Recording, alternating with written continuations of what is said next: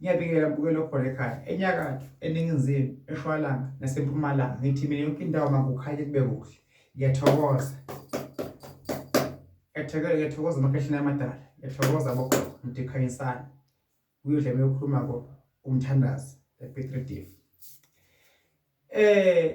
Empeleni babukela bakhona emakhaya asikaduki masilandela amasiko.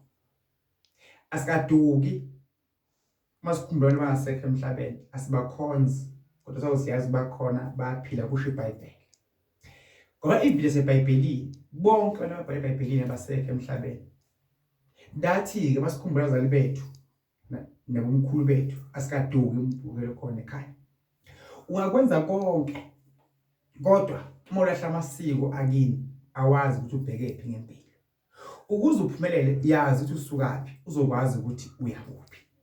Umbukelo khona ekhaya kumcoka ukuphahla, kumqoka ukugeza uma beboshonelwe, kumqoka ukugeza futhi bophume ejele, kumqoka ukuvala ingozi ekhaya enzekile ingozi yemoto lapho khona ishone ingozi yemoto oludutshuliwe.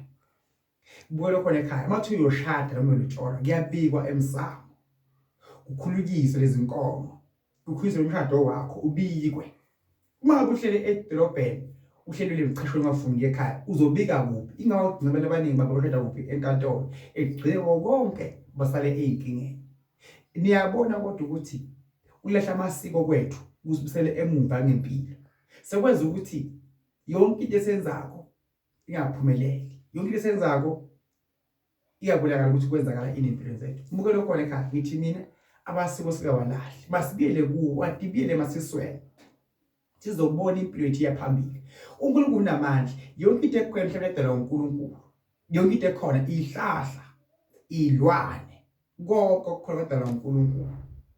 Kodwa ke masisebenziseni kahle ukuze nayo imvelo encane uNkulunkulu unamandla owadala lokhu badala izwe nomhlaba angabese uyalimala emoyeni noma lapho ekhona khona. Ithi iBhayibheli Isaiah 59 verse 1 indlela kaJehova ayincinyane nokuba ingezwa ukukhala kwethu. Sandla sakhe asifishane ukuba ngesikwazi ukufika kithi sifike sisithinte kwenzeka izinto. Kodwa ukona kwethu ikona ukuthi uNkulunkulu masikhala angasasizwa.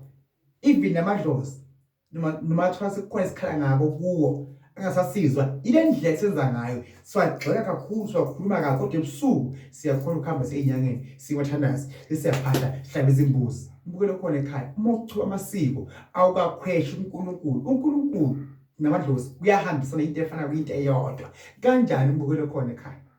Kanjani? Idlozi umuntu okumbona ngemihla enyama ukuthi nangu echamuka lo muntu. uNkulunkulu ekumbona ngemihla enyama umbona ngokamoya. Kodwa mina ngifuna ukusho uNkulunkulu umoya. uNkulunkulu ngeke uzumphuphe kodwa ubona ngemangezo lemsebenzi ayenzako. Idlozi uyaliphupha. Idlozi umuntu osangasekho emhlabeni uyamphupha akutshele into engiyo futhi yenzeke. Ukwathi busebule bakhona emakhaya kusho konke ngithina kahle amasiko. God bless you.